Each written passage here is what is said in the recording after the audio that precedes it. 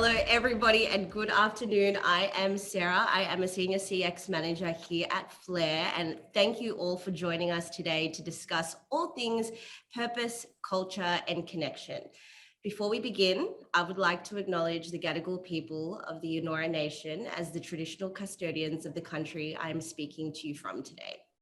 I also acknowledge the traditional owners of the lands on which each of you are living, working, and learning from today. We pay our respects to elders past, present, and emerging, and extend that respect to all First Nations people here today. Thank you, everyone, for joining Flair's first event of 2022, the Great Realignment, Purpose, Connection, and Culture. Today, we're going to tackle thoughts on the looming Great Resignation and tactical ways you can lean in, keep culture high, and burnout low across your organization. To help us with that, I am very excited to be introducing to you our panel today. First, we have Garth Quinn. Garth is currently the People Experience Manager at Helios, a large ASX-listed healthcare provider. Covering a wide range of areas of the organisation, he's passionate about delivering outcomes across recruitment, talent, learning, and inclusion. Thank you, Garth. Thank you. Our next panelist is Director at Relier, Lauren Dick. Lauren is the founder of Relier Group, a fashion recruitment and training agency that specialises in the Australian designer niche. She sources talent and develops bespoke service and leadership training programs in the fashion and accessories, retail and support office space. Thank you for being here today, Lauren. For having me. Our next panelist is Jai Smith. Jai is the founder and managing director of Double Star Co., a branding agency based in Sydney and leader of their culture transformation consultancy, Cultura. Jai has led culture transformation and internal communication programs at many different creative agencies and large multinational organizations, including Telstra, PwC, Weber Shandwick, through communications, strategy, and creativity. Thank you, Jai. Nice to be here. And last but not least, we have Sarah McCarthy. Sarah is a coach, facilitator, and consultant whose mission is to empower businesses to unleash their full potential of their people. Sarah believes the magic happens at the intersection of leadership development, coaching and diversity, equality and inclusion initiatives. And Sarah also leads the Sarah McCarthy Consulting Agency. Thank you for being here with us today, Sarah. Sarah, happy to be here. Before we get into it, just a quick reminder to all of our attendees today that this event is recorded and we will be sending out a copy of those to all of you post-event. But let's get right into it. So what do we know? We know that the Australian Bureau of Statistics figures show that more than 600,000 Australians are expected to move to a new employer in 2022. From mental health to social isolation to homeschooling and the balancing act that comes with all of that. We know that COVID has affected and is continuing to affect people in many different ways. And Garth, I know that you and your workforce are not exempt from that. Tell me about Helios as a company and how COVID has and is continuing to impact your workforce. Yeah, so if you're not familiar with Helios as a brand, we are the second largest pathology company in Australia. So we Lavity, Dorovich, QML across the country. So if you've had a COVID swab in the last 2 years, likelihood it was one of our employees that were providing that. So as a business, we've obviously had those challenges. Obviously, with a lot of businesses, working from home is a clear option, or a lot of people, it's a clear option to be able to pack up your computer and move to home. But for those frontline workers, it's a unique challenge. They've been working long hours, they're tired, they're dealing with their own frustrations, but also those of the people that they're serving as well. So it's quite a challenge to get those people engaged, get those people motivated. Previous to here, I was in aged care, which obviously had a similar environment. So there is going to be a change in this space as people consider what does this space look like moving forward, and do I want to continue to work in this space? So those frontline workers have some real decisions to make moving forward. Yeah, absolutely. And I think you mentioned something really important about making decisions and burnout and frustrations and this rethinking of their career and the work that they're doing. Sarah, tell me, is this something that you're seeing similar to in your client base? Is there any examples that you're seeing as a result? Yeah, for sure. And thanks for sharing, Garth. I think frontline workers and health workers and our transport workers and all those people who don't have the choice necessarily to go home and work from home and keep their families safe in that way have been the lifeblood of our community. So thank you for everything you're doing. I've certainly seen that with my clients, and I've had the privilege of working with so many organisations who are trying to navigate this space that none of us have the answers to. So I love the theme of today being the Great Realignment, because that's what I've really observed, is that people are really reevaluating what truly matters to them, and their priorities are coming into focus in a way that maybe hasn't happened before. And there's been this, what I've witnessed is a real kind of deep hunger for connection and a shared sense of humanity that maybe might have been pigeonholed into the D&I space previously.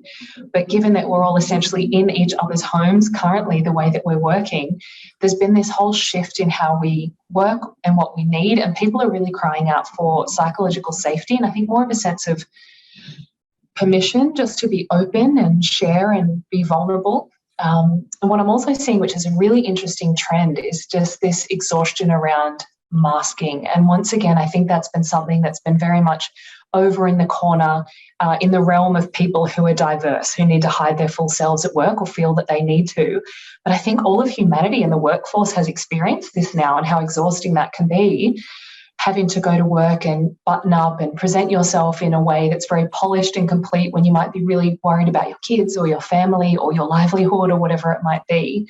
So I think organisations are really scrambling to try and address this and understand how do they meet the needs of their people, particularly those people that now have this sense of, I suppose, power and privilege to vote with their feet and go elsewhere if they want to, in a way that maybe they haven't done before. And that's presented some really unique opportunities around flexible working, ways of working, how to find the balance for people and clients as well. And I'm seeing so many more people take career breaks or just ploughing through all of their period of leave and long service leave to decide what's best for them. So as much as it's been a really interesting and challenging time, there's such a huge opportunity in this as well if we approach it in the right way. Yeah, absolutely. I think you also mentioned something great about unmasking and potentially in the pre-life we were masking and being a different type of self when we were coming to work. Lauren and Jai, you both have teams within your own organizations. Tell me, is there or has there been a shift in your strategy when you think about retaining your employees or acquiring new employees? Lauren, I'll start with you.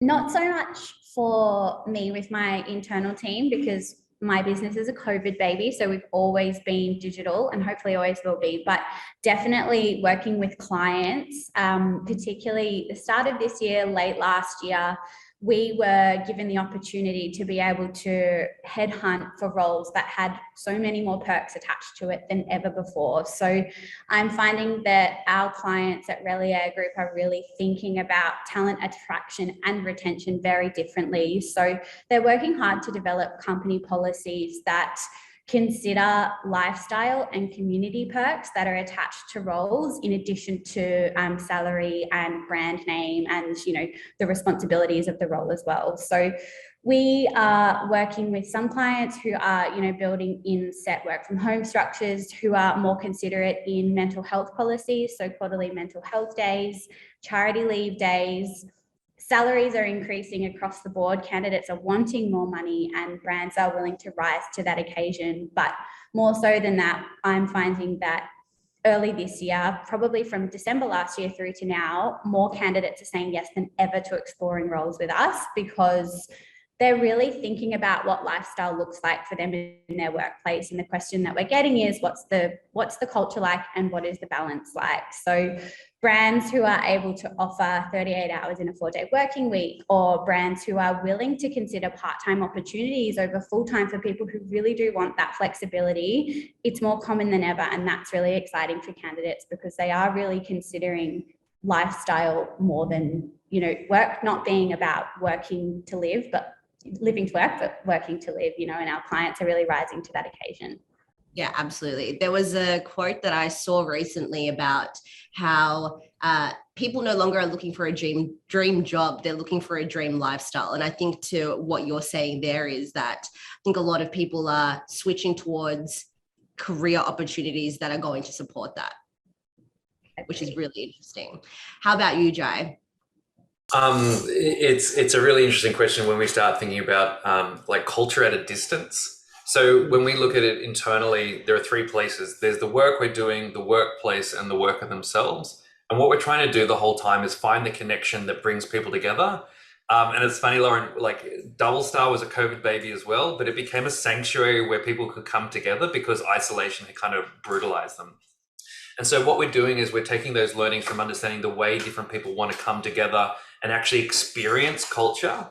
And I think that's that big leap from how we're attracting talent is by having a really strong employee value proposition and some really great perks. And then what we're trying to do is really be upfront about, but this is how you interact every single day. And whether you're more introverted or more extroverted, whether you've got to do sort of like deep work or more fast thinking work, we're trying to provide an environment that is flexible to those people. So when we're hiring, we try and assess what kind of work people like to do, and not just put them in a bucket or like something as kind of as outlined as a Myers-Briggs or something like that, but really understanding when you're doing creative kind of work, what space do you like to inhabit? When you're doing strategic kind of work, what pace and how many interactions do you like to have with other people and clients in the room? And so we're using a lot of those learnings from inside Double Star, and that's really what's driving the cultural piece as well. So as long as we're being upfront when we're hiring and delivering on when we're actually working, Monday to Friday, Monday to Sunday, wherever it might be, then they're the different decisions that we're trying to make. Yeah, I love that notion of delivery and being upfront. I think that's super important. And I know we're going to get into transparency and communication a little bit later, but I find that it is just so important that responsibility that I think that more and more employers have of transparency, reliability, and keeping that conversation open and ongoing. My next question, Garth, tell me, what are you or your teams doing to ensure that the rest of the organization and the people that you work for stay feeling valued and appreciated in a time where the focus is, or potentially is, on people who want to leave or want a career change? Yeah, I think on Jai's point, right, in terms of making the experience truthful and having that transparency, otherwise it's jarring, right? So you're just going to spin your wheels. You're going to recruit people, and they're going to start looking for a new job pretty quickly because what was sold is not what's been delivered. So that's the most important thing, creating whatever the message is. And they're about to, from a Helios point of view, we're about to start an EVP project. And that's one of the fundamentals of what we're doing with EVP is we have to go out there and find the truth. It could be ugly, but it has to be the truth. So that's the first part. The second part is making people sticky, right? So how do you connect people to the organization? We've all had experiences or stories of remote relationships. They don't work, right? Because they're not sticky. It's quite easy for people to leave at the moment because they don't have that connection with purpose and place because they're working in their own living room or their own lounge room or their own study. So these are the challenges that we've got. How do you connect to those people? How do you make sure that continues to grow and foster? I think some things we do as we return to the office, right? Create a FOMO of people not coming to the office, right? A fear of missing out. Create an environment here at the office where people want to come voluntarily. So you don't have to impose 2 days or 3 days. It's about wanting to come. Coming here and there's no regrets. Right, so today it's pouring rain here in St. Leonard, so I've come to the office, but if I came to the office and the technology didn't work, or I'm sitting on a different floor to my team because there's not enough office space, or whatever those environmental factors are, they're the sort of things that are going to make people disconnected to coming to the office, hence making it harder to connect to them as people, to make them more sticky so they don't leave your organisation. So they're the things that we're working on here at Helios at the moment, to ensure that we have an environment that people want to come to and they enjoy it when they come. I love that. I love it. You mentioned a few things. So you said this overarching theme of stickiness and employees being sticky, but also about having this connection to a place and a connection to their purpose or a purpose. And I think it's really, really important because we've seen data that suggests that the ages or the age cohort of between 30 and 45 are some of the are amongst the biggest age group that could be leaving their jobs. And some data suggests that these resignations are triggered by a breaking point after months and months of high workloads, hiring freezes, being overworked, and obviously other pressures that come from home. And it just causes them to rethink their work life and goals. We also have seen a surge in investment around wellness programs to try and help combat that throughout this time.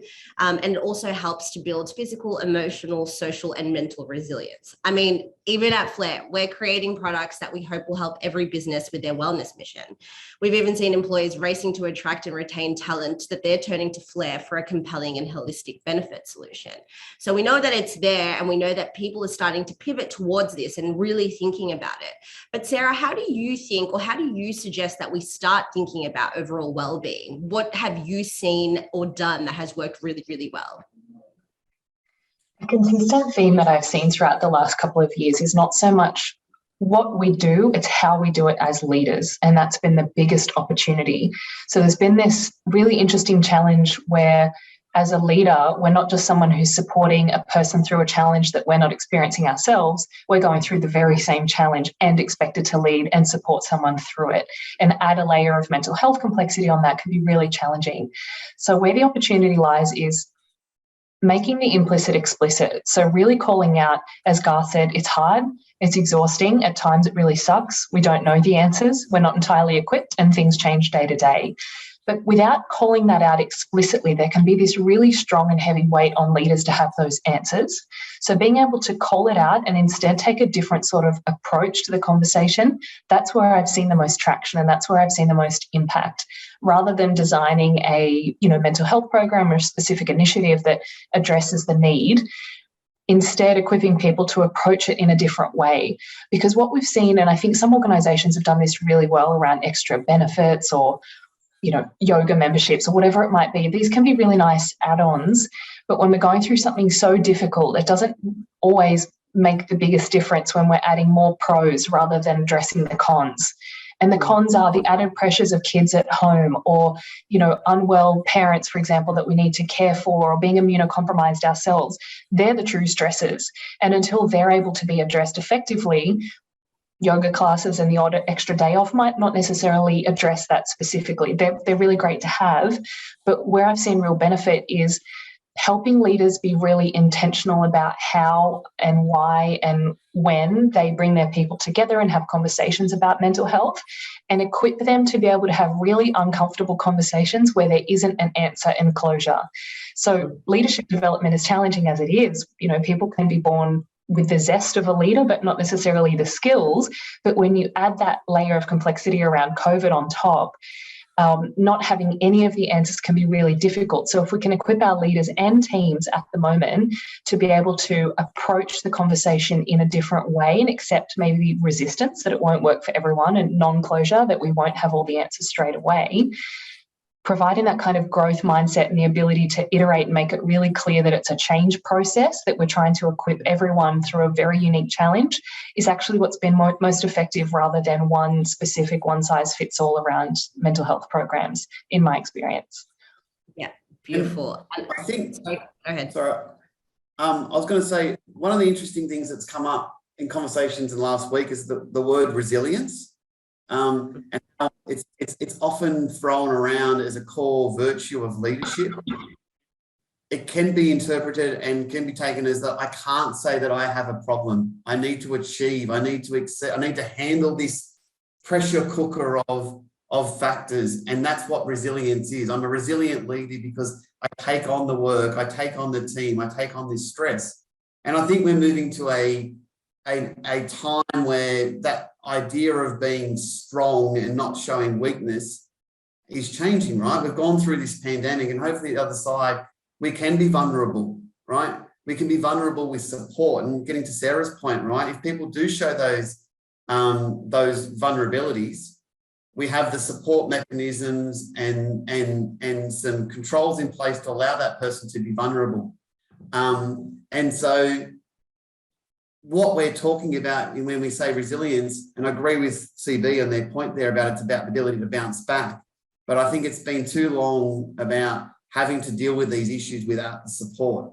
And I think if we can give people those supports and give them talking about creating stickiness, if you support somebody through a challenging time and they come out the other side, and it may not be work related, it could be personal. That's going to create stickiness unlike any other, and so you get that buy-in from your people. So I do think that that resilience word can be misused and misinterpreted to mean something that I don't think it quite fits the mark in this current climate. Yeah, I agree. I have Lauren, yep. examples of clients or brands developing value and behavior statements and promoting that as, you know, what their business does well, but back to Sarah's point, then not actually aligning their behaviors and their decision making with those statements. And so an example of that I've seen just recently is mental health policies. So a staff member coming to that manager and saying, I'm not myself today and I really need a day to myself. And that manager then responding and saying, actually, we're too busy. Can you come in and just do what you can? And so I totally agree with this. And I think that's something that happens in a retail setting often, because we think we're so busy, we can't find a replacement. We need bodies on the shop floor, but you have to live and breathe what you promote. And that's where a lot of brands are falling down and have fallen down in the last couple of years, because they've been so desperate to, you know, have people to be there to achieve their numbers or whatever it is, and haven't thought about, by me saying, we really need you today, can you do what you can? You're going to lose that person completely. And that's where they go, you know, a headhunter comes along like me and I say, hi, are you interested in exploring? And say, yeah, I don't love how my brand has managed this whole, you know, change process during COVID. So yes, I'm open to hearing more. I think to build on that, where we've really seen the difference on having those open conversations and really equipping leaders and managers and coaches to know how to develop a cadence and a rhythm with their staff members, rather than waiting for these check-ins where they're meant to have all the answers, or, oh my God, here's your COVID check-in. And these can feel really false and just set up these artificial environments, especially if you're someone and working with a lot of creatives who don't feel comfortable to tell you everything they're thinking and feeling. So you need to find alternative ways to really understand where somebody is in their day, whether that's working remotely, whether that's being in the office, but understanding what are the questions that I should be asking, what are the frameworks that I need to set up to actually draw the best out of people, what makes people feel comfortable, who comes to work to escape what they're doing outside of work. Like, some people are so deeply passionate about what they do that they want to get on with the job, and that's okay too. And for a lot of us who consider emotional intelligence or consider emotional well-being that, you know, that paramount that it is, it's got to be well balanced with, but what's the situation? What's the setting? What have I done to earn that trust with that person already? This isn't, if somebody walks into your office and you suddenly sit down and like, tell me all your deep, dark secrets for the last 5 years and tell me how you got here, that's really confronting for a lot of people. And those of us who sit and speak on panels, we find it really easy to open up, talk about the things that we've done right and wrong. But for a lot of people, that takes time and that takes practice. And I think for everyone, whether it's creative industries or whether it's any other kind of workplace, it's got to be a practice as much as it is a skill to understand how to engage with somebody on things that are meaningful to them. It's, you know, and I think a lot of you have said it, it's not one approach fits all. It's individual, it's team-based, it's situational, it's contextual. And the more you learn to have those conversations, you know, via a webcam, in person, those rituals and environments that we create for our team members, learning that dynamics is a really key part of making sure those things work for the long term. Absolutely. And I think you all have said this in a different way, but it sounds like what we were traditionally doing as a way to care, connect, build that culture and foster that really healthy, safe space is probably going to need to have a shift and a shake up right now. What's one thing that all of you would like everyone in a space that they can make impact, whether it's a people manager, head of HR, whoever it may be, one thing that you want them to take away from shaking up their culture? What would you like them to start doing? If you say you're going to change your culture, you need to change your culture. We call it like a culture vacuum, where you're like, hey, everything, we're going to change the culture. It's almost like saying, don't think about elephants, talk about elephants. It's one of those things where as soon as you've said the word, you've got to commit to it. Or maybe don't say the word and just talk about the things you're actually going to do. And so my number one tip is avoid culture vacuums. Beautiful. Love it. Mine would be encouraging people to change how they're thinking about the problem. And I keep coming back to leadership because it is just imperative. When Garth talks about stickiness, I'm sure we've all experienced an organisation that we're sticky to because of our leader. And when we're slippery to that organisation, it's usually because we've not had a great leader or a great team. So I would suggest changing how you think about the problem and equipping leaders to think about themselves as space creators, not miracle makers. So not people that have the answers, but equipping them to facilitate an environment where people can be open and share. And of course, I can say that in a very, ethereal, theoretical way, but people need tactical, structural guides around how to do that. And that's where putting that importance on the emphasis and importance on leaders and giving them environments where they can actually practice those conversations. And if I can share a short example, I worked with one of the big four up until last year, and my biggest project was a neurodiversity employment program, which was incredible and phenomenal. And we're in the process of unpacking a lot of that data at the moment. And one of the most incredible things that I saw happen was the autistic people who were a part of this program taught their leaders unintentionally to be vulnerable and open. And you've met one autistic person, that means you've met one autistic person. They're absolutely not all the same and very varied, but what we watched was they were very open and authentic about their experience, and they would just say things as they were. They took their mask off, and that showed the leader that they could do the same. So the leader did more of that, and so the participant did more of that, and it just became this cycle of vulnerability and openness, and it rippled out to the whole team. And that particular learning is what I hope we can take into a pandemic like we are in at the moment, to help leaders see that when they can create that space, that's where the magic happens, rather than being able to fix it, because what we're in is not fixable. Love it. And it's not over. We're continuously to adapt to it. I like that. Lauren, Garth? A little bit more about how work looks and how it shapes itself in a regular working week. I would say if you are in a position to challenge the norm and think about working hours differently, it's something to play around with and have fun with now, and see how it impacts the way your culture feels in the coming years and the types of people that stay and it attracts. I love the idea of work being outcome driven and less about set hours and more about what can achieve and what productivity looks like for each person in your business. So for me, I know it's an absolute luxury and it won't work for every business model, but our team are scattered between the Gold Coast, Sydney and Melbourne, and I'm very much about lifestyle driven hours. So rather than the team having to clock on at 9 and finish at 5, it's really about testing what works for them. So if you want to do a 12 till 8, or you want to take a short day because you're not going to be productive in those last few hours of the day, I encourage my team to do that all the time. So we are completely flexible with days of work, when you start, when you finish, and what feels right for you.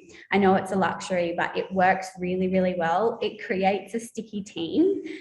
It's something that I know the girls won't find just anywhere. And on the back of it, it makes them feel, I hope, really trusted. And that's the key outcome for me, is that they know, I say, I trust you. I know you're going to get it done at a time that works for you. And if conversations need to happen where something's not working, that will happen. But I think an outcome-driven approach and challenging the norm of a Monday to Friday, 9 to 5. I said this the other day, I have no idea who created it or why it has standing the way it does, but it's a really interesting thing to think about. Like, is 9 to 5, Monday to Friday really right for my business? The same thing, just to put a voice out there for retail, and particularly store managers who, for as long as we can all remember, have been said, if you want this role, you need to work a Tuesday to Saturday. I really think that businesses can start thinking about being a little bit more flexible in that area and how to create more lifestyle for people who have traditionally been told you have to be here on our key date of trade, because if you're not, our business won't succeed. So that would be my number one. I love that. I love that. And Garth? So I've got sort of a couple of thoughts. I think one, you need to work at a team level. Helios is a large organisation, so you need to find the core of the team, right? And the core of the team is, what do the team want? So what do the people want? What outcomes do they need to deliver? And what do the stakeholders expect from them, right? And so if you build those three things, so for instance, I'll give an example. I'm speaking to a financial controller here. So reporting season or reporting week 1 to 7 every month, right? So there's that same cycle. It makes sense for the people to be all together during that time in the office, because it's quick responses, it's sharing information, it makes sense. But the manager started with the idea of my team can't work flexibly. Well, they can. They probably just can't for that week, right? And it's a lie because I've been doing it for 2 years because I'm about the only one in the office today, right? So thinking about that, so the initial thought was, no, they can't work flexibly. Well, they probably can't work flexibly for that first week of every month, but weeks 2, 3, and 4, well, then there can be some sort of compromise and working out how that comes together.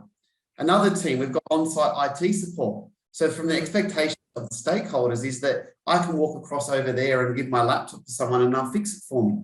Now, that's going to have to restart next week when we're all back here full time, 2 days a week, whatever the arrangement is, right? But that's a stakeholder thing. So that to make the flexibility work for the person in those teams, well, then is it a roster system? Do we need 2 people here or do we need 1? So working out a system that works for that team, thinking about the outcomes and thinking about the stakeholders.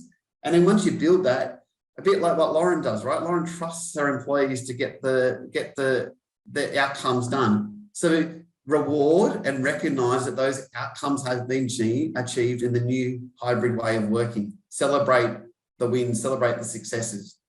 So I think that's the model that we're trying to work towards, is sort of team-based, outcomes focused, keeping your stakeholders in mind. And then finally, working in organisation with large frontline staff, that's going to be all about how do we use shift, like in retail's got the same problem, Lauren, right? Around shift bidding, technologies allow people to increase, decrease their availability to make sure that that's going to be an engaging model moving forward as well. Otherwise, people will leave retail, hospitality, these frontline roles into roles that give them that work-life balance. And I think work balance, I just said that statement, that's such an old statement, right? Work and life are in this one cell now, right? And there's different parts of the cell all interacting with each other. And I think that's the sort of mentality we're going to have. It's all one life, and bits and pieces of it interact at different parts throughout the day. And then there's other parts that are separate. So how do we merge into a mixture of work and life that's not as clearly defined, but is more enjoyable at the end of the day? Yeah, absolutely. And I think you all touched on a few things about openness and leaning in and celebrating success and having passionate workers who just want to get on with work, but being very outcome driven and shifting towards that rather than be here at the times that I've prescribed, because we've been doing it for 100 years. So I love all of that. And I think, we've been out of working from home, and we are all feeling that, and we've been in and out, and there's different variants, and we don't know how we feel about it. But I think there is a looming question mark over a lot of people's heads, whether in some cases where they have actually relocated to a place where it's cheaper, but some people are really considering whether the city prices are worth it, and is it worth their career? And similar to you, Lauren, there are also more and more companies leaning towards a total work from home model, and they're able to access talent from all across Australia rather than in one city, for example. But I think the one thing that is hanging over, hiring managers, recruiters, owners of businesses, they're all thinking, how do I keep culture alive? How do I keep teams together? How do I keep them working collaboratively? How do I make sure that my teams are connected? Surely there's no better way than keeping the human connection alive than being face to face and building that trust. Sarah, I'll ask you first. How do you think employers should start thinking about a completely remote or a hybrid working model? And how do we ensure inclusive policies across teams with roles that can't be done remote, or potentially larger teams where it may not be scalable to have the entire organization being at home? And once again, I'll come back to that approach of shifting the way we approach it rather than suggesting a one size fits all, although I've seen a few different ways of it working. But something I've been really conscious of recently is, in some ways, how the pandemic and remote working has further disadvantaged people that are already significantly disadvantaged, including working parents, generally working mums, and people with disabilities, for example, or caring responsibilities, or people who are already living regionally. So it's very easy for some of those people to potentially become further disadvantaged when we don't make the implicit explicit, which is power and privilege. So there's a real opportunity with the pandemic to look at how we can recalibrate power and where it sits. And when we think about remote working, there's a really great opportunity to do that too, because inevitably when people are in the office joining a team call and there's people at home joining a team call, already the power imbalance is there. If we don't call it out and we don't name it and we don't put intentional measures around addressing it, then it plays out. So one of the things that I've seen done is for people who are in a hybrid environment is everyone, regardless of whether they're in the office or not, they join from their laptop to recalibrate that power dynamic. I've also seen there be a facilitator for online and a facilitator for those that are in the room. So there's a number of different ways that can be done, but I feel like I'm a broken record with this, but it's so important to encourage organisations to ask and approach with an iterative mindset. So ask your people, what do you need? What's going to help you around connection? And instead putting a real strong structure, and we talked about this as panelists the other day, having guardrails. So instead of answers, guardrails, which are things that people can hold on to in a really terrifying time, which might be a communication cadence and a commitment to check in again every, let's say, week or 2 weeks and say, hey, on a scale of 1 to 10, how effective was that check-in? How much do you feel like you could engage from that hybrid setting? And what might we be able to change? And what I notice is for any topic, whether it's pandemic or otherwise, people are so often so hesitant to engage in a conversation that they don't feel confident or comfortable in. And we see that happening in D&I all the time. But if we can use this shift to encourage people to turn towards the discomfort, ask their people and trust in the wisdom of their people and take an iterative approach, that's where I've seen it be much more effective. I like that. And I think you mentioned something really great about just asking. As simple as it sounds, I think it's quite overlooked sometimes because, and you and I had this conversation, people leaders are maybe thought to be those who need to have answers all the time or need to tell you what to do and can solve all the problems. But we're not, and we are all in this same situation together where we don't have security and we don't know what the future is going to hold. So sometimes asking a simple question gives you more insight and more solutions rather than scratching your head about what you're going to do to make your team happy. So I love that approach. Garth and Lauren, you both have 2 unique sets of employees and client base. Garth, what are you doing in this environment when we speak about working from home and hybrid working places? Have you asked the question to your employees and what did they want and what are you doing in this space? Yeah, so I think there's a couple of things that drop off when you're in a hybrid space. And to Sarah's point, right, I'm here again in the office, right? And I can knock on a door because I can see someone's free.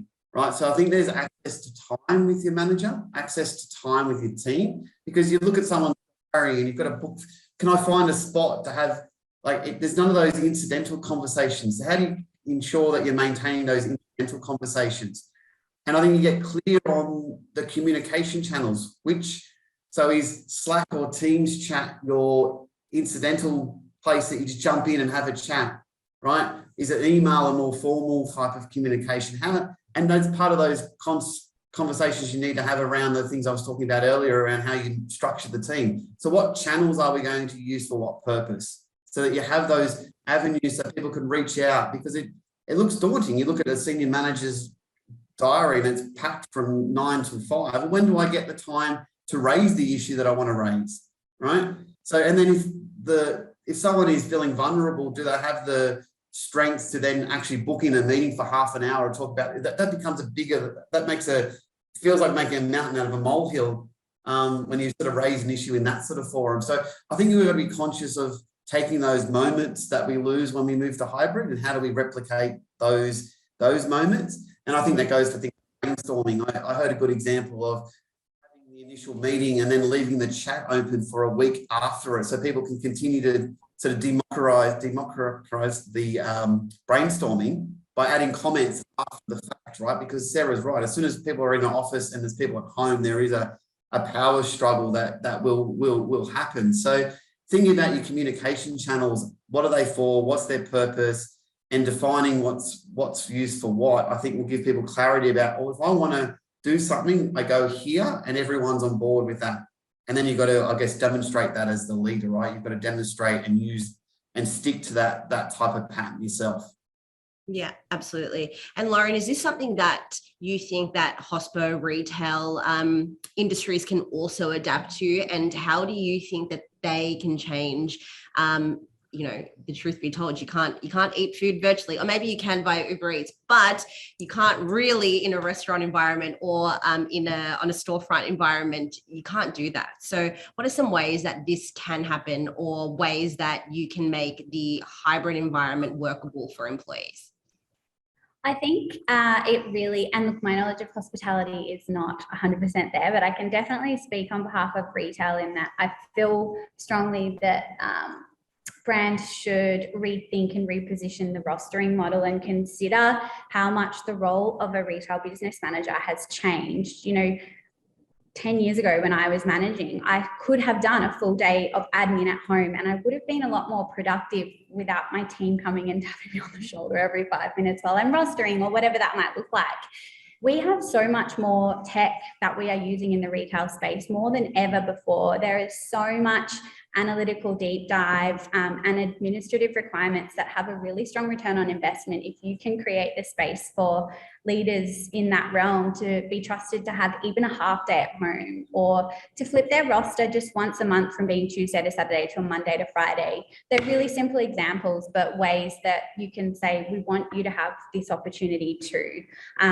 Hosting learning sessions over Zoom rather than, we haven't been able to fly retail leaders to one HQ to host leadership sessions for almost 2 years now. So hosting that virtually, that becomes a day at home where they can fit a morning walk in and then get out and move in the afternoon after work. So I think just deconstructing what they do and looking at it practically to understand, well, how much of this can we squeeze into one morning that works based on football or whatever that might look like, for them to have the same opportunity as the office. The opportunity is there, but brands have to really think about how can we make this work for what we need out of our leaders. Yeah, absolutely. And how about, I'll flip this back onto, and Jai as well, I'll flip this back onto both of you in terms of running your own COVID baby businesses in a completely remote model. How do you think about, or what are you doing when we think about strong work culture and supporting your employees? Is there any trade-offs that are potentially short-term negative but have long-term positive goals for you to achieve the models that you want?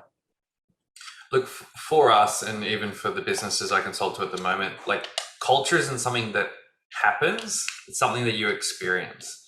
And so where we start from, whether it's remote, and like for my main business, we're all actually in the office. Like, there's only one person who works remotely. It's a really different model. And what we believe wholeheartedly is that culture is about shared values. It's not about, the massage and the yoga box and the fruits. Like, it's such a, I don't know what that is. It's not culture. But it is around these bigger contextual benefits that are short, medium, and long term. They're psychological. They're about emotions. They're about, again, the work to the workplace. So if you've got those shared values established and agreed upon, that instantly takes care of your talent acquisition and your talent retention because they come from the same place. Furthermore, you start to deliver that by doing, if we dress it up, we call it culture diagnostics, which is a very fancy way of saying check in with people in a structured way and measure your progress. But then it becomes around the technology that we actually imbue around that culture to make sure it works. So we partner a lot with a bunch called the Bot Platform, who actually develop very bespoke technologies to develop culture and different feedback mechanisms. And we kind of overlay that with content, communications, and coaching around, okay, what do I as a leader need to be equipped with the skills and capabilities to be able to deliver that culture? What technology do I need to make sure that culture exists and people can experience it? And then ultimately, what brings us together and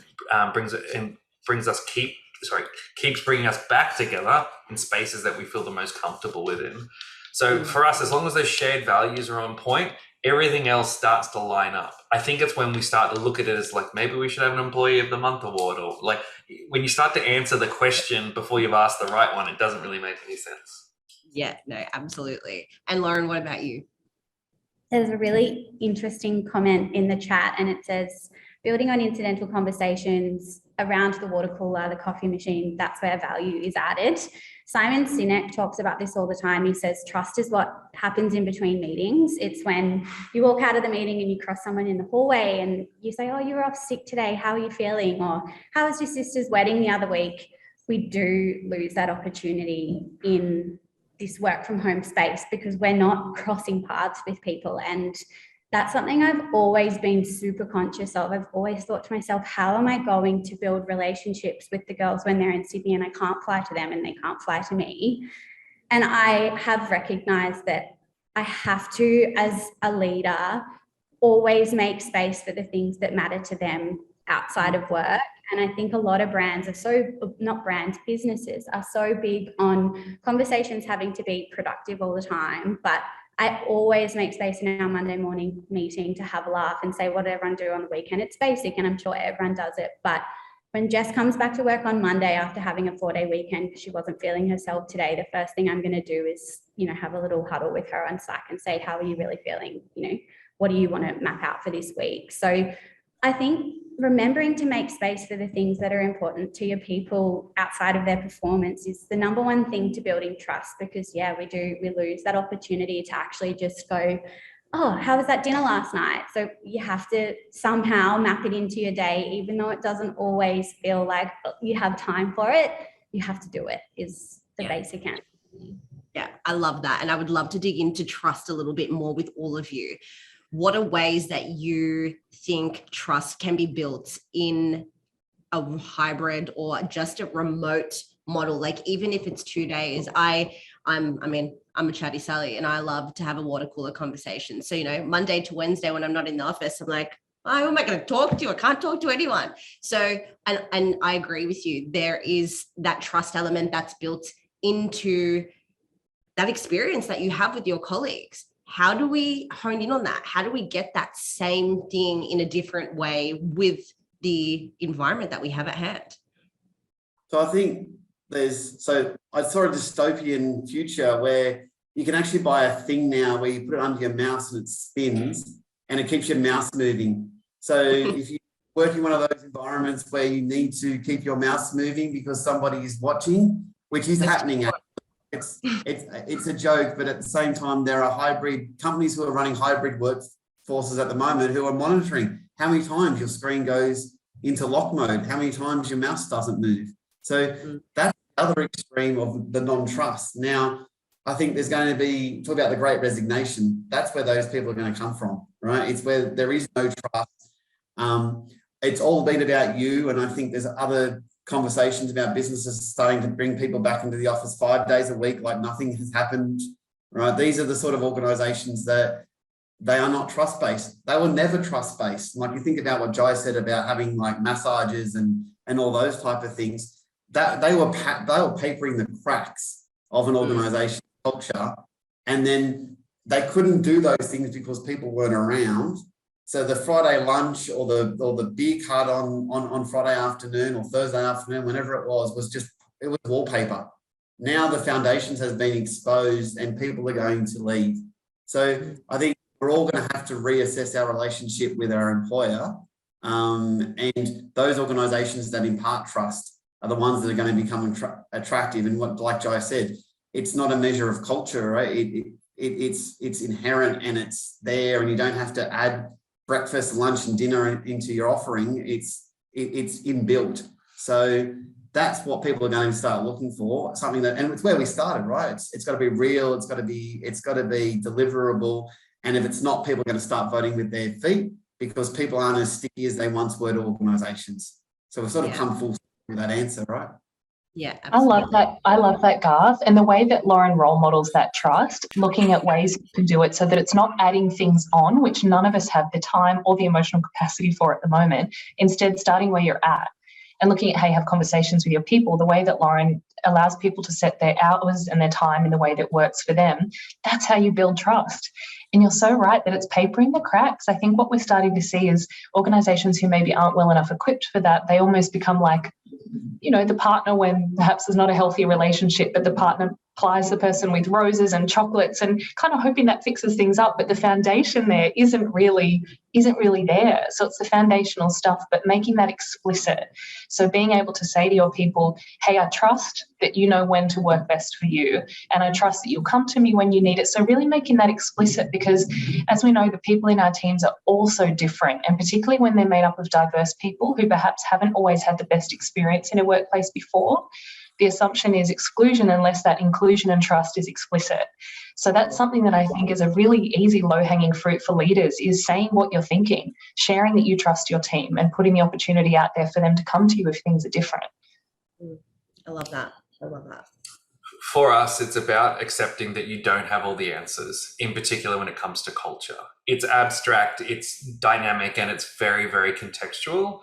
And by being a leader or a manager who says, look, this is where we're working towards, we're not there, but opening the conversation to say, we'll hear you out, and I want to hear you out, and I'll try and do what we can to make sure that happens, is probably for us the biggest trust builder. Being honest that it's not perfect, there is no answers, that, you know, you talk to most people who are in leadership positions, is like, I feel like a little kid just pretending to be an adult. And like, it's such a relief when somebody says it to you. And I don't know, like when I started my own business, I'm like, I think I'm just making this up, and now I've got to pay these people salaries. And they're like, I'm like, I just thought money just came out of like this big company I worked for. Like, it's terrifying.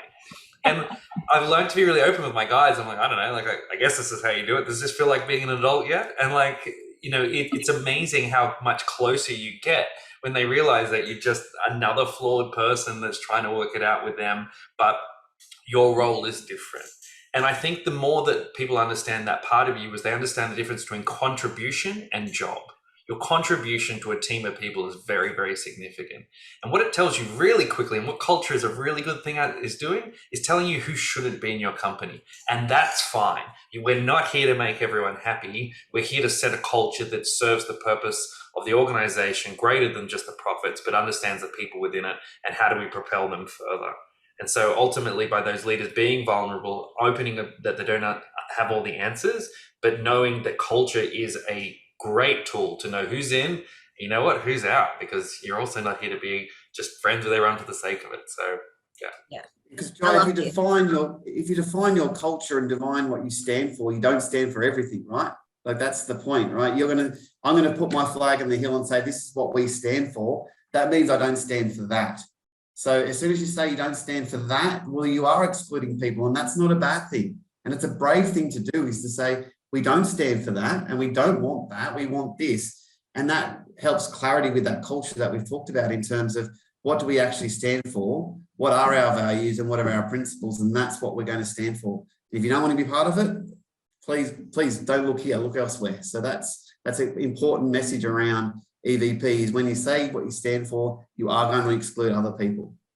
Yeah, I love this. I love that everything that you all said is almost as if we've got like a Sheryl Sandberg, Brene Brown baby happening, of leaning in, but also being vulnerable and having these conversations, following through, iterating, talking about it, and holding yourselves and your teams accountable for that conversation. And I love all of that. That is great. And I hope it is tangible, tactical things that you all, as listeners, can take away and bring back to your teams and organizations. And I hope that this has been really, really valuable for you all. In our last 2 minutes, I'm going to ask each of you, what is the latest book or podcast that you listen to, or your recommendation for one? Sarah, I'll start with you, top left. Yeah, I've just popped mine in the chat. So mine is The Art of Gathering, How We Meet and Why It Matters by Priya Parker. If you read one book, make it this one. I've also popped a link into her chat with Brene Brown. It is all about looking at the status quo of meetings, gatherings, parties, one-on-ones, and reflecting on why we do them in the way that we do them, and using this as an opportunity to do them better. I love it. Thank you, Sarah. Lauren? Yes, there's a new podcast I'm starting shortly called the Paul Miners Podcast, and it's not about culture. It is about digital organization. I've been dying to learn tips and tricks on how to better manage my email inbox, my folders on my Mac. So This guy is all about productivity and organization inside your laptop. So the Poor Miners podcast is one. And for anyone who is on a small business or a startup journey, one of my favorite books, which I listen to on Audible rather than read, because I love it. When I'm really into a book that I'm listening to, I walk faster. So I listen on my walks. It's called The Innovation Stack. And it's about Square and how that started, but it is incredible. It's such a good listen or read. Love it. Love it. Thank you, Lauren. Jai. Mine is full disclosure, I actually do the producing and editing to this. It's not mine, but it's one of my clients. It's called the Mojo Sessions. And it's actually the second episode of like 30 episodes, but it's a very specific episode by David Marquet, who wrote the book, Turn the Ship Around. And actually the same guy actually did a few ones with with Priya Parker as well. So he's got an interview on there as well, but it's all around how you can empower people to make decisions on their own. That's amazing. I love that. And Garth. I forgot this part of the homework, so I'm going to give you a couple that I've got. So the first one I would talk about is I'm going to talk about No Such Thing as a Fish as a podcast, which is just about facts, right? It's a really good conversation starter in any meeting. So it's by the QI team. So very, very interesting, always funny, a good chill out. And the other one is, in terms of books, there's a book called Betting on You by Laurie. I think it's Rootman is how you pronounce their name. Very much about, I would give it to people that are maybe on their way up in your teams. Very much about how you can get the best out of yourself and how to put yourself in the best position to get ahead. So it's a very good book in terms of people that are on the way up in a career. I love that. Thank you guys so much for sharing. Thank you so much for attending this event, and thank you so much for being our panelists. You shared so many important nuggets and gems of wisdom. So I'm so thankful for you all. Thank you very much, everyone. I'll be sending out a recording after this, and we'll see you at our next event, which is March 10. We'll see you soon. Thank you, everyone. Thank you.